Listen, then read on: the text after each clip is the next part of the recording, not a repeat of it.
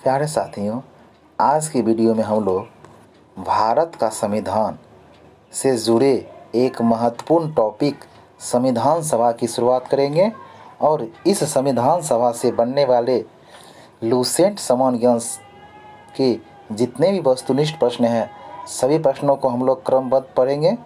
हमारे चैनल पर आपको लूसेंट समान ज्ञान से जुड़े सभी विषयों के टॉपिक वाइज वीडियो मिल जाएंगे। अगर अभी तक आपने हमारे चैनल को सब्सक्राइब नहीं किया है तो प्लीज़ हमारे चैनल को सब्सक्राइब कर दे और बेल आइकन की घंटी को ज़रूर दबा दे। तो चलिए हम लोग बिना देर किए हुए वीडियो की शुरुआत करते हैं। संविधान सभा। सर्वप्रथम हम लोग वस्तुनिष्ठ प्रश्नों को पढ़ने से पहले कुछ बातें संविधान के बारे में जान लेते हैं। जब हम लोग संविधान सभा से जुड़े प्रश्न को पढ़ रहे हैं तो संविधान क्या है और संविधान किसे कहते हैं इसके बारे में जानना जरूरी है। संविधान क्या है, यह सवाल तो आपके मन में ज़रूर आया होगा। तो आइए पहले इसके अर्थ के बारे में जानते हैं। संविधान क्या है? किसी देश की शासन व्यवस्था कैसी होगी, सरकार का चयन कैसे किया जाएगा, शक्तियों का वितरण कैसे होगा, न्यायिक प्रक्रियाएं कैसी होगी, नागरिकों को कौन कौन से अधिकार दिए जाएंगे, नागरिकों और सरकारों के देश के प्रति क्या क्या कर्तव्य होंगे, इन सभी चीज़ों का निर्धारित और लागू करने के लिए जिन नियम और कानूनों की आवश्यकता पड़ती है उन सभी कानूनों और नियमों का संग्रह ही संविधान कहलाता है। आप लोग समझ गए होंगे। तो चलिए बिना देर किए हुए हम लोग वीडियो की शुरुआत करते हैं। ये संविधान सभा से जुड़ा हमारा प्रथम प्रश्न। 1922 ईस्वी में निम्नलिखित में से किसके द्वारा उदार व्यक्त किया गया कि भारतीय संविधान भारतीयों की इच्छा अनुसार होगा। भारतीय संविधान भारतीयों की इच्छा अनुसार होगा। इस प्रश्न में आपको बताना है कि किस व्यक्ति द्वारा यह कहा गया कि भारत का जो संविधान होगा वो भारत में जो रहने वाले नागरिक हैं उसके अनुसार बनेगा। ऑप्शन आपके सामने है। ए महात्मा गांधी, बी मोतीलाल नेहरू, सी गोपाल कृष्ण गोखले या डी बाल गंगाधर तिलक। तो इसका सही जवाब हो जाएगा ऑप्शन ए महात्मा गांधी। आइए हम लोग इसके बारे में जानते हैं। 1922 ईस्वी में महात्मा गांधी जी ने कहा था कि भारतीय संविधान भारतीयों की इच्छा अनुसार होगा। चलिए अगले प्रश्न की तरफ बढ़ते हैं। ये रहा हमारा दूसरा प्रश्न। 1924 ईस्वी में आपको बताना है कि 1924 ईस्वी में किसके द्वारा ब्रिटिश सरकार से यह मांग की गई कि भारतीय संविधान के निर्माण के लिए संविधान सभा का गठन किया जाए। इस प्रश्न में आपको बताना है कि 1924 ईस्वी में ब्रिटिश सरकार से ऐसे कौन व्यक्ति थे जिन्होंने उनसे ये मांग किया था कि अगर संविधान का निर्माण होता है तो सर्वप्रथम संविधान निर्माण के लिए संविधान सभा का गठन किया जाए। ए एमेंडा, बी महात्मा गांधी, सी मोतीलाल नेहरू या डी गोपाल कृष्ण गोखले। तो इसका सही जवाब हो जाएगा ऑप्शन सी मोतीलाल नेहरू। 1924 ईस्वी में पंडित मोतीलाल नेहरू ने ब्रिटिश सरकार के सम्मुख संविधान सभा के निर्माण की मांग प्रस्तुत की। तो इसका सही जवाब हो जाएगा ऑप्शन सी। आइए हम लोग अगले प्रश्न की तरफ बढ़ते हैं। ये रहा हमारा तीसरा प्रश्न। संविधान सभा के विचार का औपचारिक रूप से प्रतिपादन किसके द्वारा किया गया। संविधान सभा के विचार का औपचारिक रूप से प्रतिपादन किसके द्वारा किया गया। ए मोतीलाल नेहरू, बी जवाहरलाल नेहरू, सी एमेंडा या डी महात्मा गांधी। तो इसका सही जवाब हो जाएगा ऑप्शन सी एमेंडा। संविधान सभा का औपचारिक रूप से विचार का प्रतिपादन सर्वप्रथम एमेंडा ने किया था। इसका सही जवाब हो जाएगा एमेंडा। चलिए हम लोग अगले प्रश्न की तरफ बढ़ते हैं। ये रहा हमारा चौथा प्रश्न। संविधान सभा को किसने मूर्त रूप प्रदान किया था। संविधान सभा को किसने मूर्त रूप प्रदान किया था। अभी थोड़ी देर पहले हमने पढ़ा था कि 1924 ईस्वी में पंडित मोतीलाल नेहरू ने ब्रिटिश सरकार के सम्मुख संविधान सभा के निर्माण की मांग प्रस्तुत की थी, किंतु औपचारिक रूप से संविधान सभा के विचार का प्रतिपादन सर्वप्रथम किसने किया था? एमएन राय ने। जिसे लोकप्रिय बनाने एवं मूर्त रूप देने का कार्य किसने किया था, ये आपको बताना है। ऑप्शन आपके सामने है। A Mahatma Gandhi, B Motilal Nehru, C MN राय या डी जवाहरलाल नेहरू। इसका सही उत्तर हो जाएगा ऑप्शन सी जवाहरलाल नेहरू। जवाहरलाल नेहरू ने संविधान सभा को क्या किया? 1939 में अंतिम मूर्त रूप दिया। चलिए अगले प्रश्न की तरफ बढ़ते हैं। 1939 में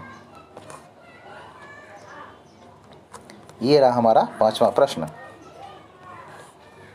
कांग्रेस ने किस वर्ष किसी प्रकार के बाह्य हस्तक्षेप के बिना भारतीय जनता द्वारा संविधान के निर्माण की मांग को लेकर प्रस्ताव पारित किया? इस प्रश्न में आपको बताना है कि कांग्रेस ने किस वर्ष किसी प्रकार के बाह्य हस्तक्षेप के बिना भारतीय जनता द्वारा संविधान के निर्माण की मांग को लेकर प्रस्ताव पारित किया। ऑप्शन आपके सामने में है।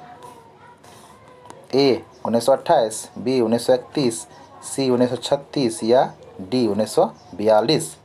इसका सही जवाब हो जाएगा ऑप्शन सी 1936। कांग्रेस ने 1936 में किसी प्रकार के बाहरी हस्तक्षेप के बिना भारतीय जनता द्वारा संविधान के निर्माण की मांग को लेकर प्रस्ताव पारित किया था। आइए हम लोग अगले प्रश्न की तरफ बढ़ते हैं। यह रहा हमारा छठा प्रश्न। 1938 में किस व्यक्ति ने वयस्क मताधिकार के आधार पर संविधान सभा के गठन की मांग की? इस प्रश्न में आपको बताना है कि 1938 में किस व्यक्ति ने वयस्क मताधिकार के आधार पर संविधान सभा के गठन की मांग की? ए महात्मा गांधी, बी जवाहरलाल नेहरू, सी सुभाष चंद्र बोस या डी वल्लभ भाई पटेल। जिसका सही जवाब हो जाएगा ऑप्शन वी जवाहरलाल नेहरू। 1938 ईस्वी में जवाहरलाल नेहरू ने वयस्क मताधिकार के आधार पर संविधान सभा के गठन की मांग की। चलिए हम लोग अगले प्रश्न की तरफ बढ़ते हैं। ये रहा हमारा सातवां प्रश्न। वर्ष 1942 में किस योजना के तहत यह स्वीकार किया गया कि भारत में एक निर्वाचित संविधान सभा का गठन होगा जो युद्धोपरांत संविधान का निर्माण करेगी? युद्धोपरांत, यहाँ एक शब्द है युद्धोपरांत। युद्धोपरांत से तात्पर्य है कि उस समय द्वितीय विश्व युद्ध चल रहा था और हमें पता है कि द्वितीय विश्व युद्ध कब से कब तक चला? 1939 से 1945 तक। ऑप्शन आपके सामने है। आपको बताना है कि 1942 में किस योजना के तहत यह स्वीकार किया गया कि भारत में एक निर्वाचित संविधान सभा का गठन होगा जो युद्ध उपरांत संविधान का निर्माण करेगा? किस योजना के तहत? ए क्रिस मिशन योजना, बी बेबेल योजना, सी कैबिनेट मिशन योजना, डी माउंटबेटन योजना। तो इसका सही उत्तर हो जाएगा ऑप्शन ए क्रिप्स योजना। चलिए अगले प्रश्न की तरफ बढ़ते हैं। ये रहा हमारा आठवां प्रश्न। संविधान सभा के गठन की मांग सर्वप्रथम 1895 में किसके द्वारा प्रस्तुत किया गया? संविधान सभा के गठन की मांग 1895 में सर्वप्रथम किसके द्वारा प्रस्तुत किया गया? इस प्रश्न में आपको बताना है। ऑप्शन आपके सामने है। A Mahatma Gandhi, Jawaharlal Nehru, B R Ambedkar, D Bal Gangadhar तिलक। तो इसका सही उत्तर हो जाएगा ऑप्शन डी बाल गंगाधर तिलक। आइए इसके बारे में जानते हैं। भारतीय संविधान सभा तथा संविधान निर्माण संविधान की सर्वप्रथम मांग बाल गंगाधर तिलक द्वारा 1895 में स्वराज विधेयक द्वारा की गई। इसका सही जवाब हो जाएगा बाल गंगाधर तिलक। किस विधेयक द्वारा? स्वराज विधेयक द्वारा। आइए हम लोग अगले प्रश्न की तरफ बढ़ते हैं। ये रहा हमारा 9वां प्रश्न। भारत की संविधान सभा गठित करने का अधिकार क्या था? भारत की संविधान सभा गठित करने का अधिकार क्या था? ए भारतीय राष्ट्रीय कांग्रेस का प्रस्ताव, बी कैबिनेट मिशन प्लान 1946, सी भारतीय स्वतंत्रता अधिनियम 1947 या डी भारतीय डोमिनियन के प्रांतीय या राज्य विधानमंडल के प्रस्ताव। इस प्रश्न में आपको बताना है कि भारत की संविधान सभा गठित करने का आधार क्या था। भारत में जो संविधान सभा का गठन हुआ था उसका आधार क्या था। ऑप्शन आपके सामने है, इसका सही जवाब हो जाएगा option B cabinet mission. Bharat की संविधान सभा का गठन कैबिनेट मिशन योजना के द्वारा सुझाए गए प्रस्तावों के तहत वर्ष 1946 में किया गया। संविधान सभा का गठन संविधान के निर्माण के लिए किया गया था। संविधान सभा का गठन किस लिए किया गया था? संविधान के निर्माण के लिए। चलिए अगले प्रश्न की तरफ बढ़ते हैं। ये रहा हमारा 10वां प्रश्न।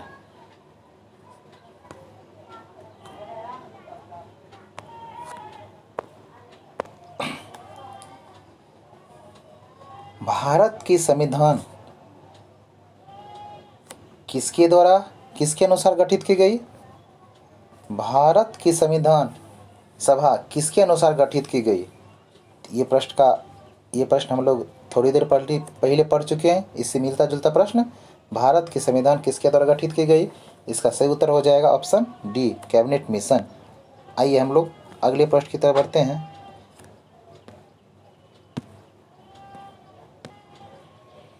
ये रहा हमारा 11वां प्रश्न। सन 1936 में भारतीय राष्ट्रीय कांग्रेस द्वारा संविधान सभा के गठन की मांग कहां पर हुए अधिवेशन में रखी गई? इस प्रश्न में आपको बताना है कि सन 1936 में भारतीय राष्ट्रीय कांग्रेस द्वारा संविधान सभा के गठन की मांग कहां पर हुए अधिवेशन में रखी गई। यानी भारतीय राष्ट्रीय कांग्रेस द्वारा जो संविधान सभा का गठन का जो मांग किया गया था उस किस अधिवेशन में ये मांग किया गया था। इस प्रश्न में आपको ये बताना है। 1936 में भारतीय कांग्रेस द्वारा जो संविधान सभा के गठन का जो मांग किया गया था वो किस अधिवेशन में मांग किया गया था? ए कानपुर, बी मुंबई, सी फैजपुर या डी लाहौर। किस अधिवेशन में मांग किया गया था ये बताना आपको। इसका सही उत्तर हो जाएगा ऑप्शन सी फैजपुर में। सन 1936 में भारतीय राष्ट्रीय कांग्रेस द्वारा संविधान सभा के गठन की मांग फैजपुर में हुए अधिवेशन में रखी गई। तो इसका सही जवाब हो जाएगा फैजपुर।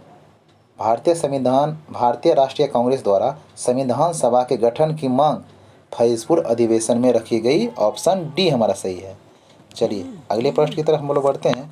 ये रहा हमारा 12वां प्रश्न। कैबिनेट मिशन योजना के अनुसार संविधान सभा में कुल कितने सदस्य होने थे?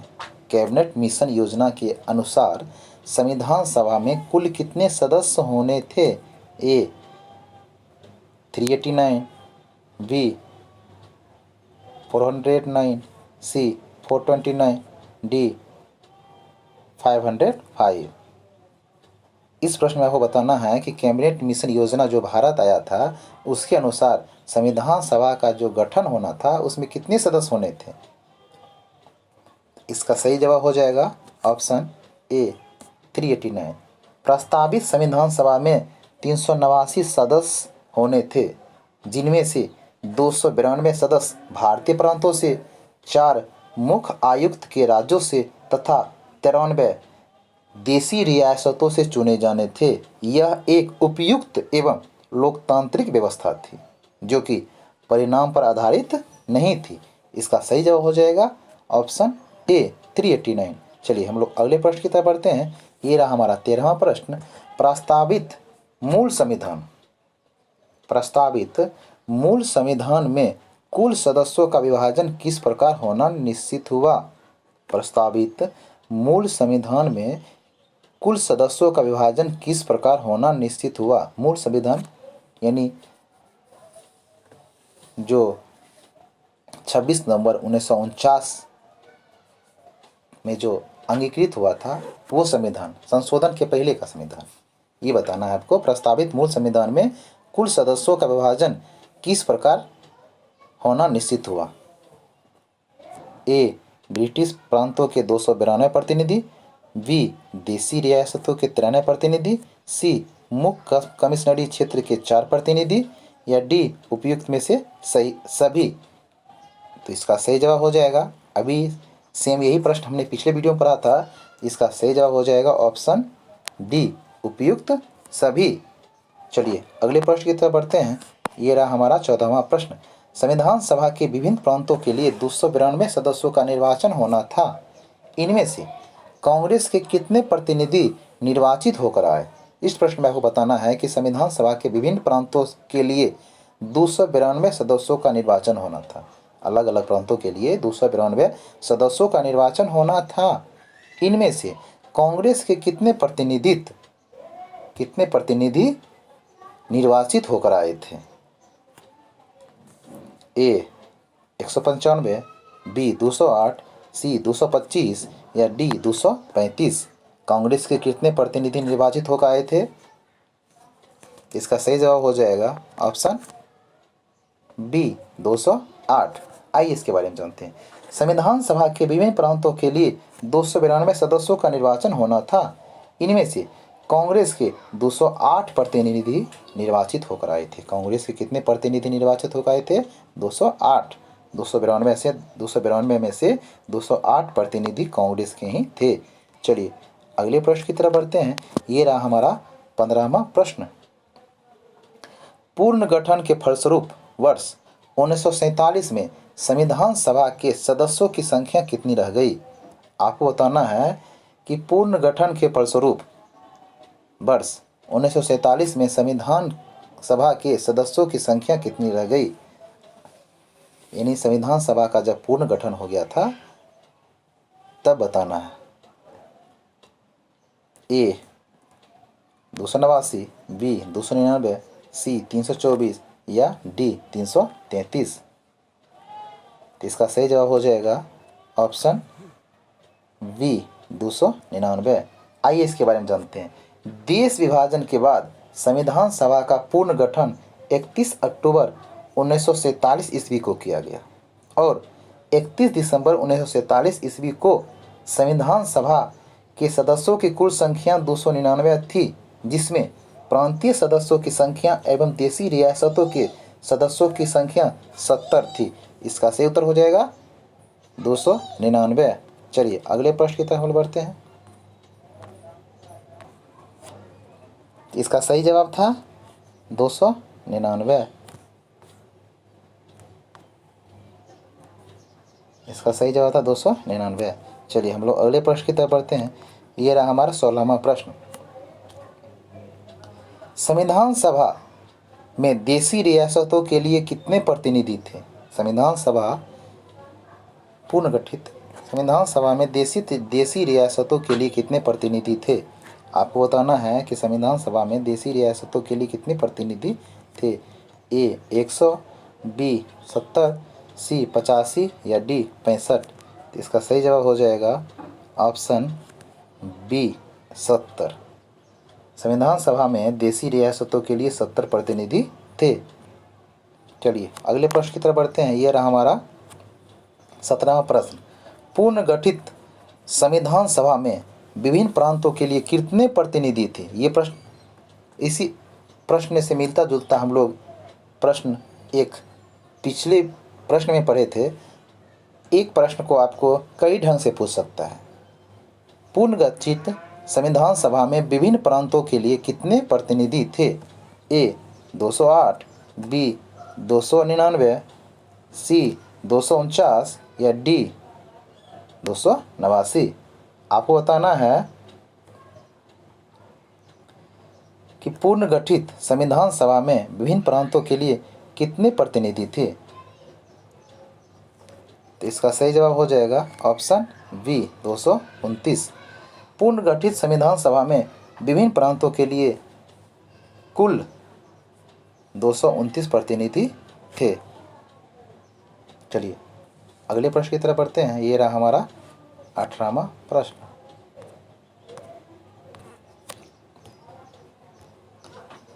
कैबिनेट मिशन योजना के अंतर्गत संविधान निर्मात्री परिषद ने प्रत्येक प्रांत की आवंटित सदस्य संख्या निर्धारित करने के लिए एक प्रतिनिधि कितनी जनसंख्या के अनुपात में था? इस प्रश्न में आपको बताना है कि एक प्रतिनिधि का जो नियुक्ति होता था, एक प्रतिनिधि का जो चयन होता था, एक प्रतिनिधि का जो निर्वाचन होता था, वो कितनी जनसंख्या के अनुपात में होता था, यानी कितनी जनसंख्या के अनुपात पे एक प्रतिनिधि का निर्वाचन होना तय हुआ था कैबिनेट मिशन योजना के अंतर्गत। ए 8 लाख व्यक्ति, बी 10 लाख व्यक्ति, सी 12 लाख व्यक्ति या डी 15 लाख व्यक्ति। इसका सही उत्तर हो जाएगा ऑप्शन वी 10 लाख व्यक्ति। आइए इसके बारे में जानते हैं। कैबिनेट मिशन 24 मार्च 1946 ईस्वी को दिल्ली पहुंचा। इसके शिष्टमंडल में कुल 3 सदस्य थे। भारतीय सचिव पैथिक लॉरेंस, व्यापार बोर्ड के अध्यक्ष स्टफर्ड क्रिप्स और नौसेना के प्रमुख एबी अलेक्जेंडर। 16 मई 1946 ईस्वी को कैबिनेट मिशन ने अपनी रिपोर्ट प्रस्तुत की। संविधान सभा के गठन के संबंध में मिशन ने वयस्क मताधिकार पर आधारित निर्वाचन से इनकार कर दिया क्योंकि इसमें अत्यंत विलंब होगा। यह व्यवस्था की गई कि संविधान निर्मात्री सभा का गठन अप्रत्यक्ष निर्वाचन द्वारा किया जाना चाहिए। इस उद्देश्य से प्रत्येक प्रांत को उसकी जनसंख्या के अनुपात में कुल स्थान आवंटित किया जाना चाहिए जो सामान्यतः 10 लाख की संख्या पर एक हो। इसका सही जवाब हो जाएगा ऑप्शन बी। आइए हम लोग अगले प्रश्न की तरफ बढ़ते हैं। ये रहा हमारा 19वां प्रश्न। संविधान सभा के सदस्यों को निम्न में से किसने प्रत्यक्ष रूप से निर्वाचित किया? संविधान सभा के सदस्यों को निम्न में से किसने प्रत्यक्ष रूप से निर्वाचित किया?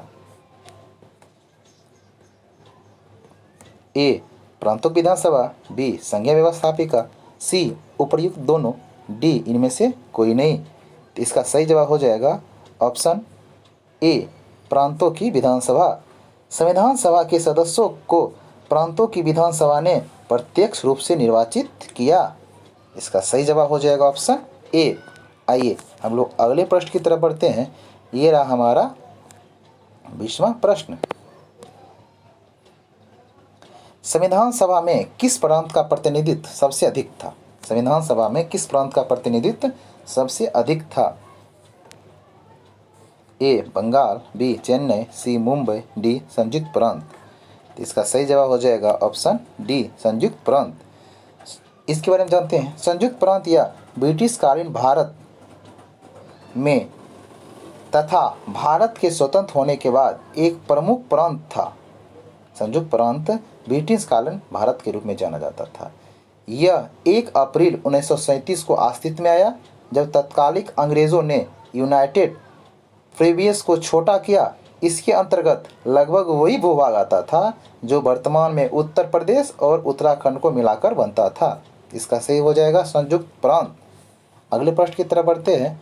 ये रहा हमारा 21वां प्रश्न। संविधान सभा में किस देशी रियासत के प्रतिनिधि ने भाग नहीं लिया था? इस प्रश्न में आपको बताना है कि संविधान सभा में किस देशी रियासत के प्रतिनिधि भाग नहीं लिया था। ए जूनागढ़, बी कश्मीर, सी हैदराबाद या डी मैसूर। आपको बताना है कि किस देशी रियासत का प्रतिनिधि ने भाग नहीं लिया था। इसका सही जवाब हो जाएगा ऑप्शन सी हैदराबाद।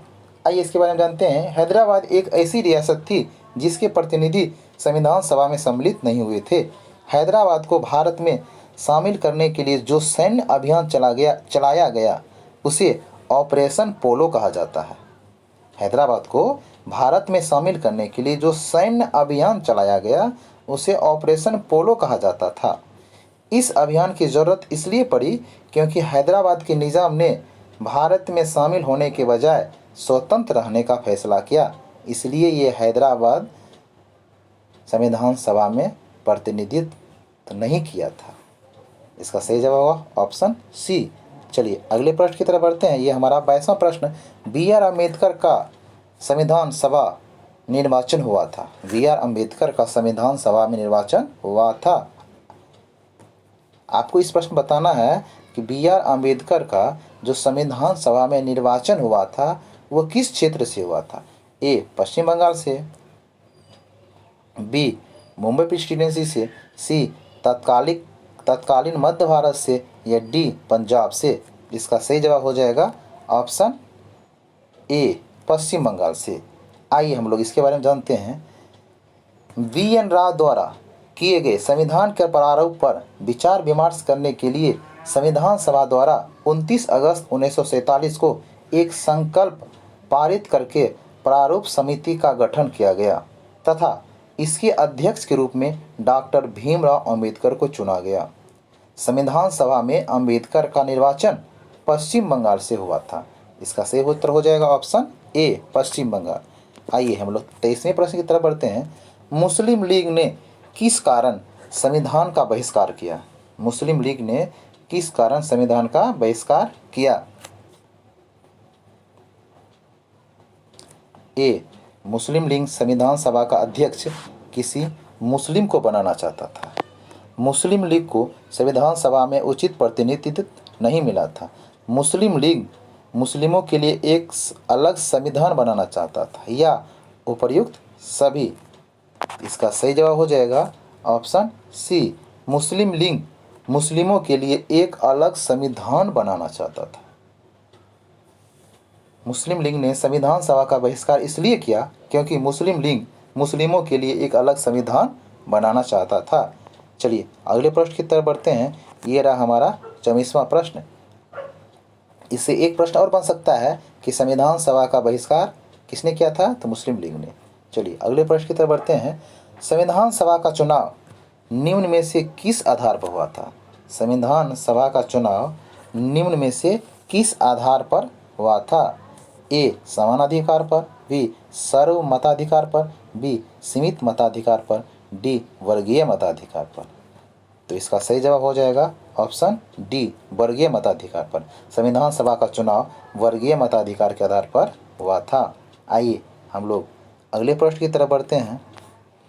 संविधान सभा के सदस्य प्रतिनिधि थे। संविधान सभा के सदस्य प्रतिनिधि थे। इस प्रश्न में आपको बताना है संविधान सभा का जो सदस्य था वो प्रतिनिधि थे। किसके प्रतिनिधि थे? जनता द्वारा प्रत्यक्ष निर्वाचित, जनता द्वारा अप्रत्यक्ष निर्वाचित, गवर्नर द्वारा मनोनीत या कांग्रेस और मुस्लिम लीग द्वारा नामांकित। तो इसका सही जवाब हो जाएगा ऑप्शन बी, जनता द्वारा अप्रत्यक्ष निर्वाचित। आइए हम लोग इसके बारे में जानते हैं। भारतीय संविधान सभा में प्रायः सभी संप्रदायों के प्रतिनिधि शामिल थे। उसमें हिंदू, मुस्लिम, सिख, अनुसूचित जातियों के प्रतिनिधियों के साथ साथ ईसाई, पारसी तथा एंग्लो इंडियन समुदाय के ही प्रतिनिधि थे। महिलाओं के रूप में पंडित विजयलक्ष्मी, दुर्गाबाई, सरोजिनी नायडू तथा बेगम रसूल थी। इस प्रकार ऑस्टिन के शब्दों में भारतीय संविधान की एक लघु झांकी प्रस्तुत की गई थी। यह सही है कि संविधान सभा का निर्वाचन अप्रत्यक्ष रूप से किया गया था और इस आधार पर यह भारतीय जनता के प्रति उत्तरदायी नहीं था, परंतु एक प्रतिनिधित्व संस्था अवश्य थी। इसका सही जवाब हो जाएगा ऑप्शन बी, संविधान सभा के सदस्य प्रतिनिधि थे, जनता द्वारा अप्रत्यक्ष निर्वाचित। आइए अगले प्रश्न की तरफ बढ़ते हैं। ये रहा हमारा 26वां प्रश्न। संविधान, भारतीय संविधान निर्मात्री सभा। भारतीय संविधान निर्मात्री सभा, आपको बताना है कि भारतीय संविधान जो निर्मात्री सभा थी, नीचे दिए ऑप्शन से आपको मिलान करना है। क्या थी? ए, प्रांतों की जनता द्वारा चुनी गई, बी, प्रांतीय विधानसभा द्वारा परोक्ष रूप से अनुपातिक प्रतिनिधित्व प्रणाली द्वारा चुनी गई थी, सी, गवर्नर द्वारा इसका गठन किया गया था, डी, वयस्क मताधिकार के आधार पर भारतीय नागरिकों द्वारा चुनी गई थी। भारतीय संविधान निर्मात्री सभा आपको इसके आधार पर बताना है। तो इसका सही जवाब हो जाएगा ऑप्शन बी। चलिए अगले प्रश्न की तरफ बढ़ते हैं। ये रहा हमारा 27वां प्रश्न। भारतीय संविधान को किसने बनाया? भारतीय संविधान को किसने बनाया? देखिए ये इंपॉर्टेंट प्रश्न है, कहीं कहीं फंस जाता है इसमें सभी। भारतीय संविधान को किसने बनाया? ए, संविधान सभा ने, बी, ब्रिटिश संसद ने, सी, भारतीय संसद ने या डी, गवर्नर जनरल ने। आपको बताना है कि भारतीय संविधान को किसने बनाया। इसका सही उत्तर हो जाएगा ए, संविधान सभा ने।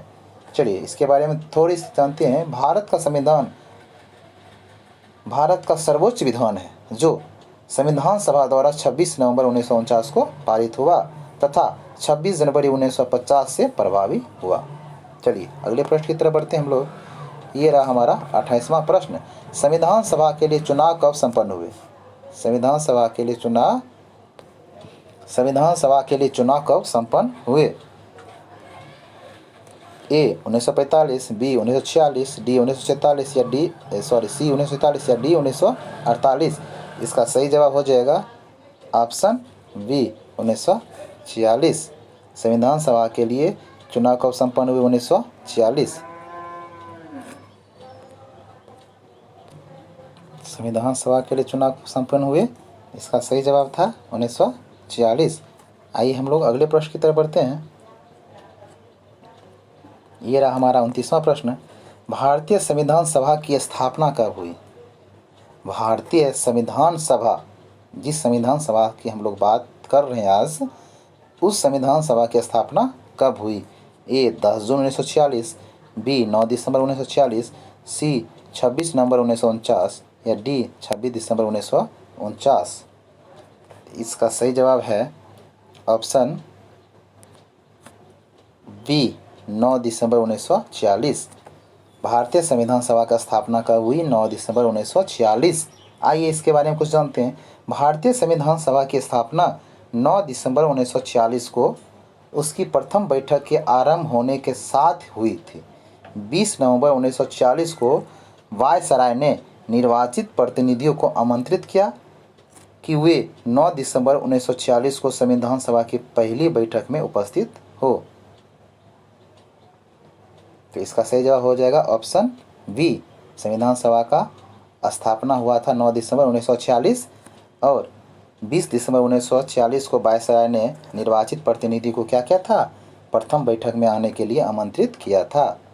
चलिए अगले प्रश्न की तरफ बढ़ते हैं। ये रहा हमारा 30वां प्रश्न। संविधान सभा का प्रथम अधिवेशन कहाँ हुआ? ये बहुत ही इम्पोर्टेंट प्रश्न है। संविधान सभा का प्रथम अधिवेशन कहाँ हुआ? ए मुंबई में, बी कोलकाता में, सी लाहौर में, डी दिल्ली में।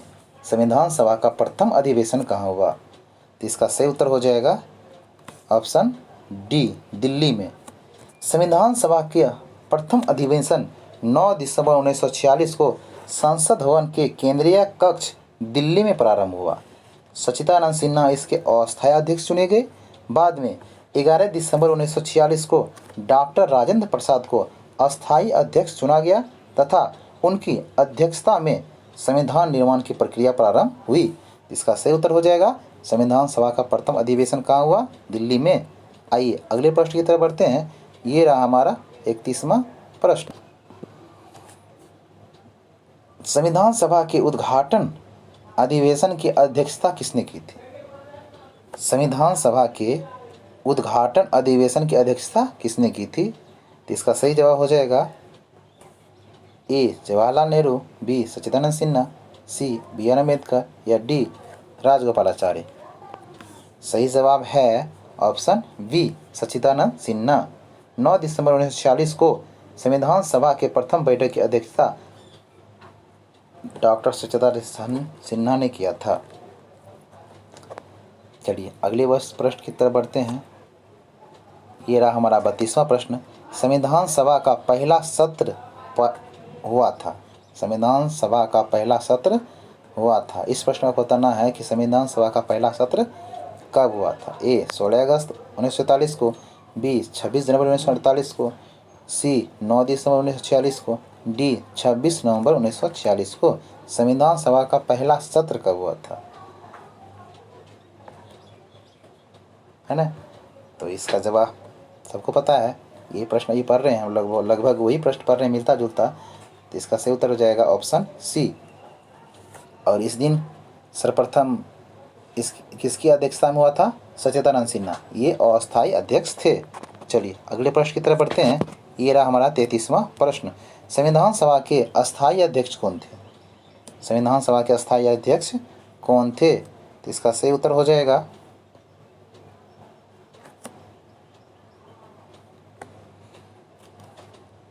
Option C doctor Rajendra Prasad. आइए इसके बारे में जानते हैं। 9 दिसंबर 1946 को संविधान सभा की प्रथम बैठक में जो अध्यक्षता कर रहे थे वो थे सच्चिदानंद सिन्हा जी। ये इस दिन अस्थायी अध्यक्ष के रूप में थे। उसके बाद 11 दिसंबर 1946 को संविधान सभा का जब दूसरा बैठक हुआ था तो इस दिन डॉक्टर राजेंद्र प्रसाद को निर्विरोध संविधान सभा के अस्थायी अध्यक्ष के रूप में निर्वाचित किया गया, जो बिहार से थे। चलिए अगले प्रश्न की तरफ बढ़ते हैं। ये रहा हमारा 34वां प्रश्न। संविधान सभा के वही प्रश्न है, सही जवाब हो जाएगा इसका option C, doctor Rajendra Prasad. चलिए अगले प्रश्न की तरफ बढ़ते हैं। 11 दिसंबर 1946 को किसी संविधान सभा का अस्थायी अध्यक्ष चुना गया, वही प्रश्न है।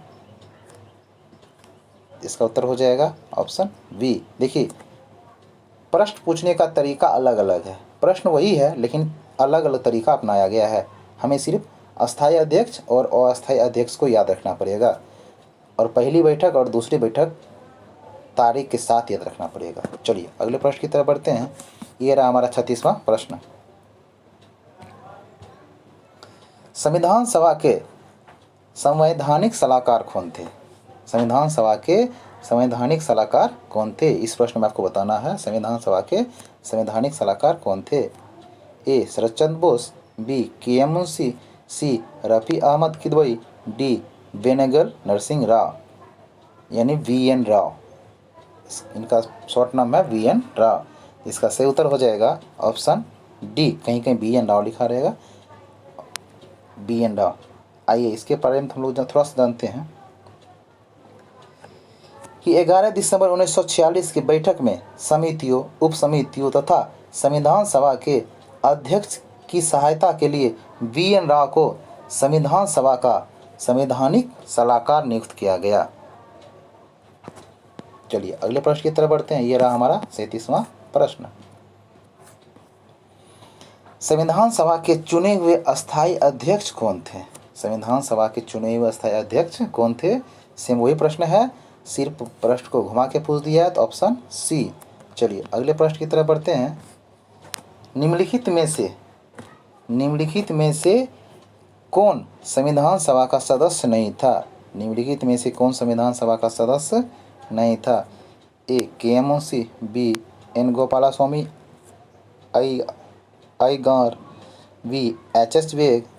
अय्यर है, डी टी कृष्णमाचारी।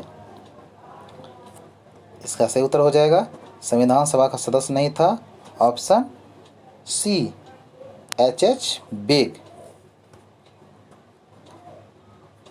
चलिए अगले प्रश्न की तरफ बढ़ते हैं। यह रहा हमारा 39वां प्रश्न। संविधान के विभिन्न पहलुओं के अध्ययन हेतु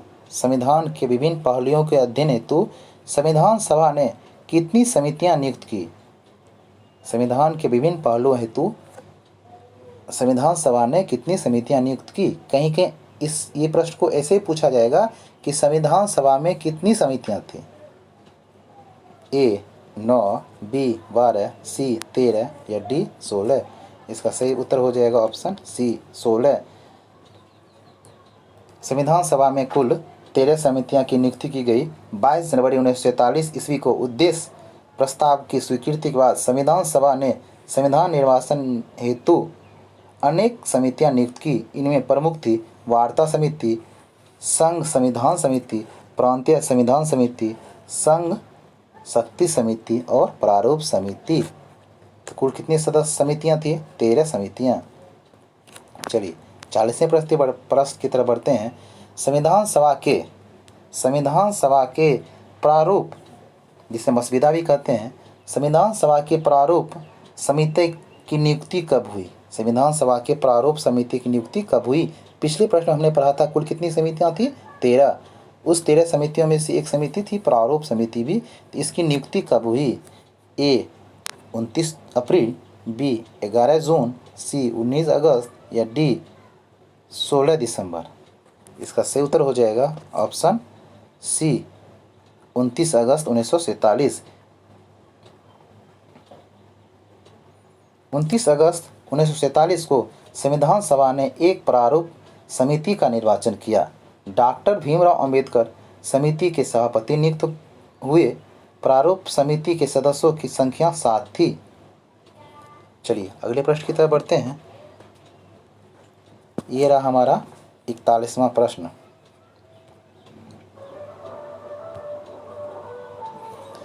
भारतीय संविधान सभा की प्रारूप समिति के अध्यक्ष कौन थे? ये हम तो जानते हैं पहले से ही। इसका सही उत्तर हो जाएगा ऑप्शन सी। एक ही क्वेश्चन को पूछने का अलग अलग तरीका होता है। तो प्रारूप समिति के अध्यक्ष कौन थे? Doctor BR Ambedkar. चलिए अगले प्रश्न की तरफ बढ़ते हैं। भारतीय संविधान के प्रारूप समिति में सदस्यों की संख्या कितनी थी? यहाँ आपको पूछा जा रहा है कि प्रारूप समिति, जो 13 समिति थी उनमें से एक समिति थी प्रारूप समिति, और उसमें सदस्यों की संख्या कितनी थी? A 5, B 7, C 9, D 11। अभी हमने थोड़ी देर पहले इस प्रश्न को देखा था। तथ्य में इस बात को जाना था कितने सदस्य थे? तो 7 सदस्य थे। कितने सदस्य थे? 7 सदस्य थे। सातों सदस्य के नाम मैं बता देता हूँ। डॉक्टर भीमराव अम्बेडकर ये अध्यक्ष थे। N गोपाला स्वामी, अलादी कृष्ण स्वामी, कन्हैया लाल, सैयद मोहम्मदुल्ला, N माधव, TT कृष्णमाचारी। चलिए अगले प्रश्न की तरफ हम लोग बढ़ते हैं।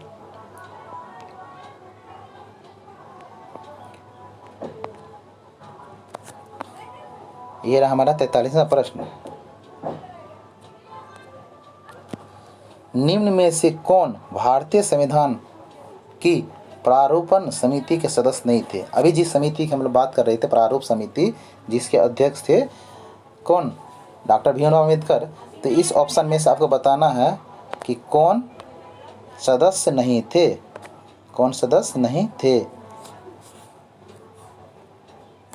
A Gopalachari, B अलादी Krishna Swami, C BR Ambedkar, D Rajendra Prasad. तो इसका सही उत्तर हो जाएगा ऑप्शन D राजेंद्र प्रसाद।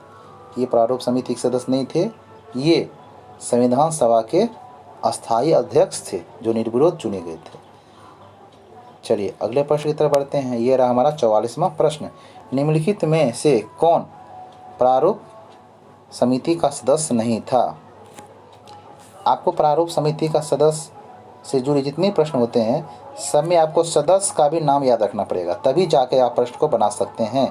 तो इसका सही उत्तर हो जाएगा ऑप्शन सी। KM मुंशी प्रारूप समिति के सदस्य नहीं थे।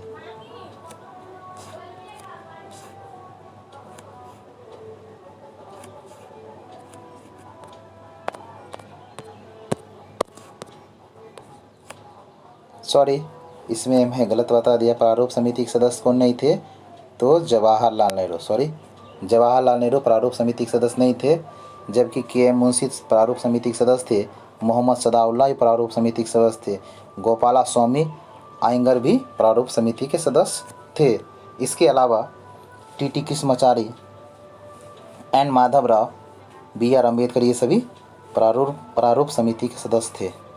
BR अम्बेडकर अध्यक्ष थे।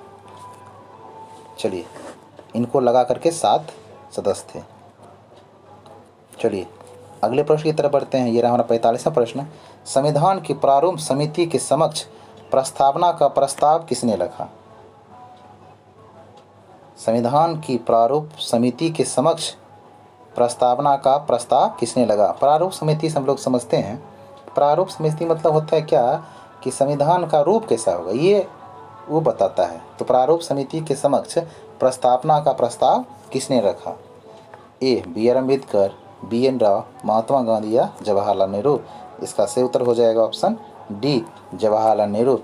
प्रस्तावना का प्रस्ताव किसने रखा? जवाहरलाल नेहरू ने। चलिए अगले प्रश्न की तरफ बढ़ते हैं। ये रहा हमारा 46वां प्रश्न। संविधान सभा में सभी निर्णय किस आधार पर लिए गए? संविधान सभा में सभी निर्णय किस आधार पर लिए गए? A एकता और अखंडता, B बहुमत, C सर्वसम्मति, D सहमति और समायोजना। इसका सही उत्तर हो जाएगा सभी निर्णय ले गए ऑप्शन D सहमति और समायोजना के तहत। चलिए अगले प्रश्न की तरफ बढ़ते हैं। ये रहा हमारा 47वां प्रश्न। संविधान सभा में उद्देश्य प्रस्ताव किसने किया? संविधान सभा में उद्देश्य प्रस्ताव किसने किया? तो इसका सही उत्तर हो जाएगा ऑप्शन C।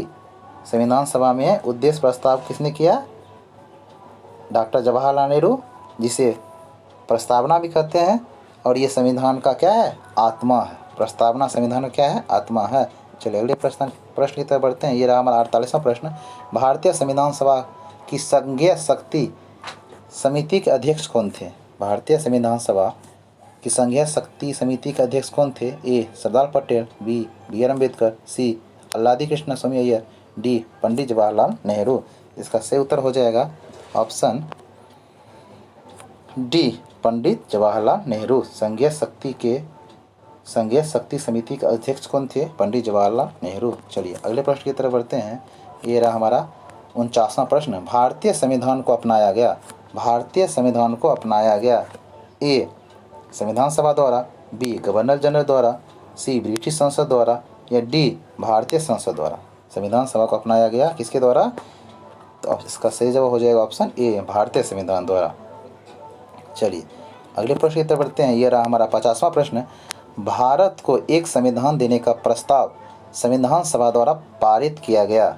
भारत को एक संविधान देने का प्रस्ताव संविधान सभा द्वारा पारित किया गया कब? जिसका सही उत्तर हो जाएगा ऑप्शन बी, 22 जनवरी 1947 को। 22 जनवरी 1947 को संविधान सभा द्वारा भारत को एक संविधान देने का प्रस्ताव पारित किया गया। चलिए अगले प्रश्न की तरफ बढ़ते हैं। ये रहा हमारा 51वां प्रश्न। कुल 70 प्रश्न हैं। संविधान निर्मात्री परिषद को झंडा समिति के अध्यक्ष थे। झंडा समिति के कौन अध्यक्ष थे आपको बताना है। तो झंडा समिति के अध्यक्ष कौन थे? Option A, doctor Rajendra Prasad. संविधान सभा निर्माण हेतु अनेक समितियां नियुक्त की गई, जिसमें झंडा समिति के अध्यक्ष डॉक्टर राजेंद्र प्रसाद थे। इस समिति के द्वारा 24 जुलाई 1947 को पेंगली बेंकिया द्वारा डिजाइन किए गए भारतीय ध्वज को स्वीकार किया गया। इसमें से एक प्रश्न और बन जाता है कि भारतीय ध्वज को स्वीकार कब किया गया और भारतीय ध्वज का डिजाइन कौन बनाया। चलिए अगले प्रश्न की तरफ बढ़ते हैं।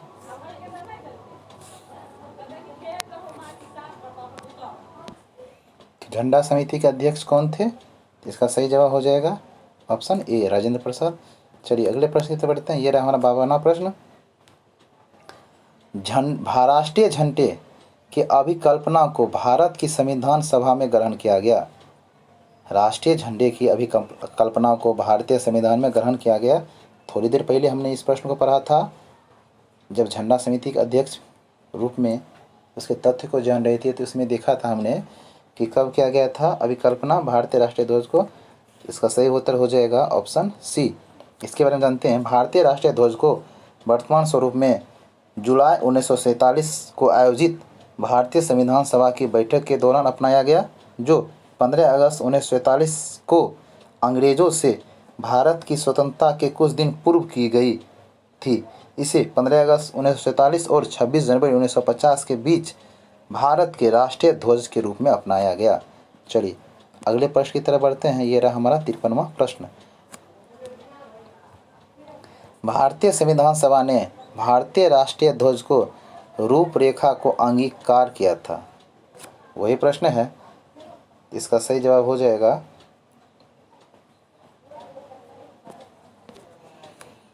सेम वही प्रश्न है, सिर्फ इसमें डेट बढ़ गया है। तो इसका सही जवाब हो जाएगा ऑप्शन डी, 22 जुलाई 1947 को भारतीय राष्ट्रीय ध्वज की रूपरेखा कब तैयार हुआ? 22 जुलाई 1947 को। आइए हम लोग अगले प्रश्न की तरफ बढ़ते हैं। भारतीय संविधान ने संविधान को अंतिम रूप से किस दिन पारित किया? भारतीय संविधान सभा ने संविधान को अंतिम रूप से किस दिन पारित किया? इसका सही जवाब हो जाएगा 26 नवंबर 1949। चलिए अगले प्रश्न की तरफ बढ़ते हैं। ये रहा हमारा 55वां प्रश्न। संविधान सभा अंतिम रूप से किस दिन आखिरी बार मिली?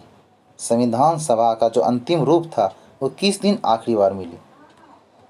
इसका सही जवाब हो जाएगा ऑप्शन सी, 24 जनवरी 1950।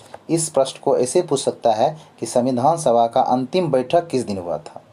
यह पूछा जा रहा है कि संविधान सभा अंतिम रूप से किस दिन आखिरी बार मिली, मतलब संविधान सभा के जितने भी सदस्य थे किस दिन अंतिम रूप से आखिरी बार मिली, या ऐसे पूछ सकता है कि संविधान सभा का अंतिम बैठक कब हुआ, तो हो जाएगा 24 जनवरी 1950। संविधान सभा की अंतिम बैठक 24 जनवरी 1950 ईस्वी को हुई और उसी दिन संविधान सभा के द्वारा डॉक्टर राजेंद्र प्रसाद को भारत का प्रथम राष्ट्रपति चुना गया। एक क्वेश्चन और बन जाएगा कि भारत के प्रथम राष्ट्रपति डॉक्टर राजेंद्र प्रसाद किस दिन पदभार ग्रहण किए, तो हो जाएगा 24 जनवरी 1950। चलिए अगले प्रश्न की तरफ बढ़ते हैं। ये रहा हमारा 56वां प्रश्न। संविधान सभा के कितने उपस्थित सदस्यों ने संविधान पर हस्ताक्षर किए थे? संविधान सभा के कितने उपस्थित सदस्यों ने संविधान पर हस्ताक्षर किए थे? ए 262, बी 284, सी 287 या 289। इसका सही उत्तर हो जाएगा ऑप्शन बी 284। संविधान सभा के 284 उपस्थित सदस्यों ने संविधान पर हस्ताक्षर किया। संविधान सभा में संविधान का प्रथम वाचन 4 नवंबर से 9 नवंबर 1948 तक चला। संविधान पर दूसरा वाचन 15 नवंबर से 1948 तक चला। अंत में जाकर के 26 नवंबर 1949 को संविधान पारित किया गया और इस संविधान में कुल 284 सदस्य उपस्थित थे।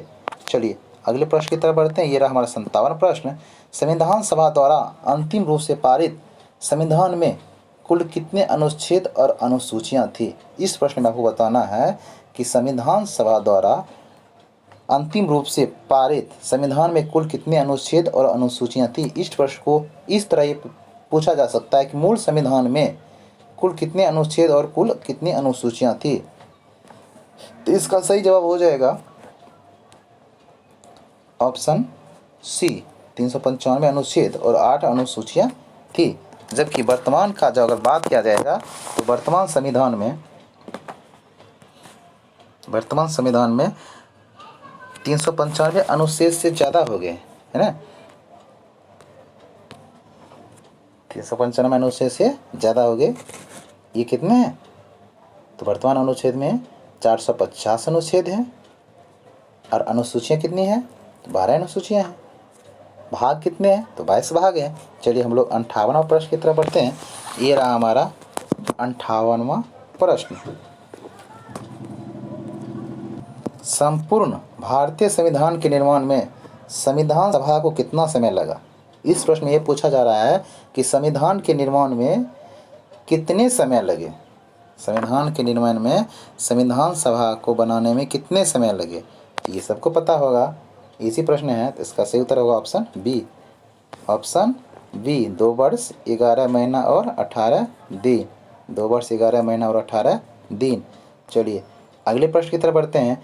किस दिन से संविधान सभा का अंत काल सांसद के रूप में आविर्भाव हुआ? इसका सही जवाब हो जाएगा ऑप्शन सी 26 जनवरी 1950 को अंतकालीन सांसद के रूप में आविर्भाव हुआ। चलिए ये रहा हमारा 60वां प्रश्न। जिस संविधान सभा द्वारा भारत के संविधान का अधिनियम किया गया उसके सदस्य कौन थे? जिस संविधान सभा द्वारा भारत के संविधान का अधिनियम किया गया उसके सदस्य कौन थे? तो इसका सही उत्तर हो जाएगा विभिन्न प्रांतों की नामित विधानसभा द्वारा। चलिए हम लोग 61वें प्रश्न की तरफ बढ़ते हैं। ये रहा हमारा 61वां प्रश्न। भारत के लिए संविधान सभा की रचना हेतु संविधान का विचार निम्न में से सबसे पहले किसने प्रस्तुत किया? तो इस प्रश्न को हमने पढ़ा था, किसके द्वारा किया गया था? तो इसका सही उत्तर हो जाएगा ऑप्शन ए स्वराज पार्टी द्वारा। चलिए अगले प्रश्न की तरफ बढ़ते हैं। ये रहा हमारा 62वां प्रश्न। निम्न कथनों में से कौन एक सही नहीं है? मैं सही जवाब बताता हूँ, आप बैठ के मिला लीजिएगा। इसका सही जवाब हो जाएगा ऑप्शन डी। निम्न कथनों में से कौन एक सही है? एक सही है, तो सही कौन है? भारत का संविधान 26 जनवरी 1950 को अंगीकृत किया था। अंगीकृत नहीं होगा, यहाँ होगा भारत का संविधान 26 जनवरी 1950 को लागू हुआ था। क्या होगा? लागू हुआ था।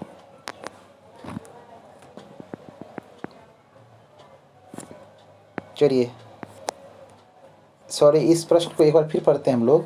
निम्न कथनों में से कौन सा एक सही है? निम्न कथनों में से कौन सा एक सही है? ये सारे तीनों कथन गलत हैं। इसका सही उत्तर हो जाएगा ऑप्शन ए। वर्ष 1946 में प्रांतीय सभाओं द्वारा भारत की संविधान सभा चुनी गई। ये तो सही है, भारत की संविधान सभा वर्ष 1946 में चुनी गई।